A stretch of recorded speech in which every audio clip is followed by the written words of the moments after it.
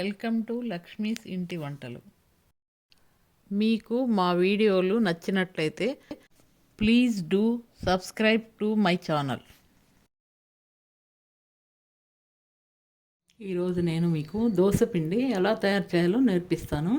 దానికి కావాల్సినవి బియ్యం 3 కప్పులు, దొడ్డు అటుకులు 1 చిన్న కప్పు, మెంతులు 1/2 టీ స్పూను, పచ్చిశనగపప్పు 1 స్పూను, మినప్పప్పు గుండుది 1 కప్పు.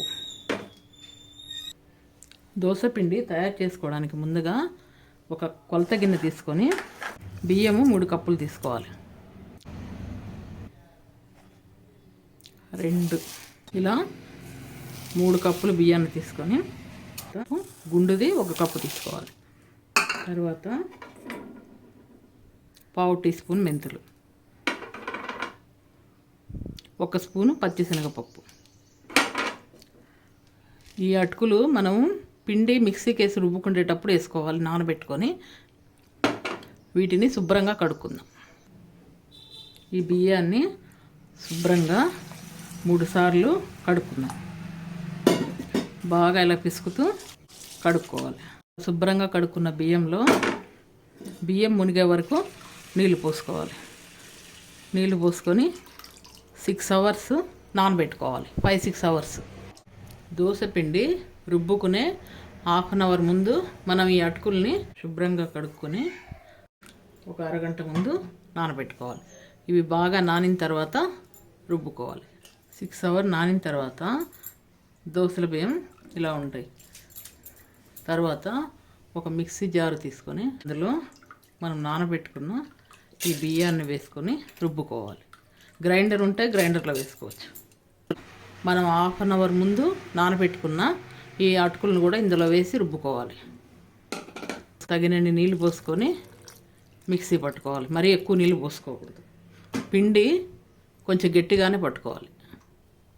దోసపిండి ఇలా బాగా మెత్తగా అయ్యే వరకు మిక్సీ పట్టుకోవాలి. తర్వాత మిక్సీ పట్టుకున్న ఈ పిండిని ఒక గిన్నెలోకి తీసుకొని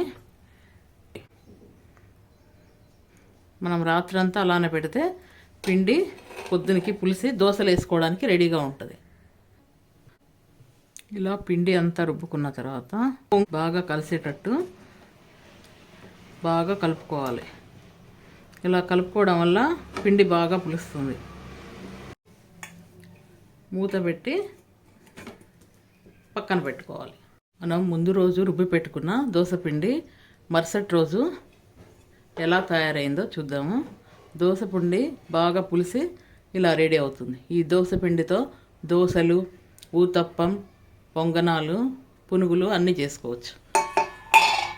ఇలా మనం తయారు చేసుకున్న దోసపిండిని ఒక గిన్నెలోకి తీసుకొని అందులో తగినంత ఉప్పు వేసుకోవాలి.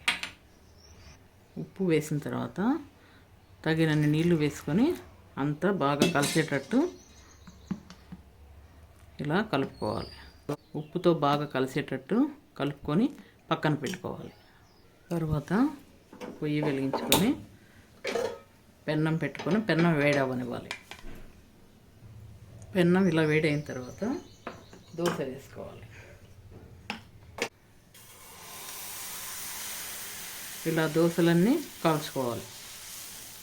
ఈ దోశలన్నీ ఎంతో క్రిస్పీగా చాలా టేస్టీగా ఉంటాయి. నేను చెప్పిన కొలతలతో ఈ పిండి తయారు చేసుకుంటే దోశ కొంచెం కాలిన తర్వాత ఇలా నూనె వేసుకోవాలి.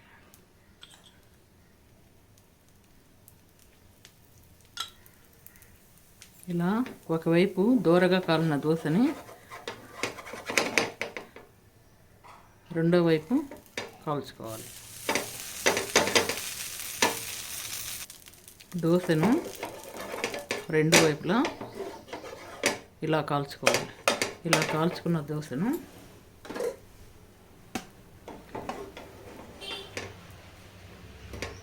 ఒక ప్లేట్లోకి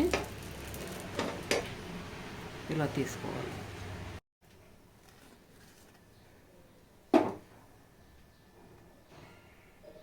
అంతే, ఎంతో టేస్టీ అయిన దోశలు రెడీ.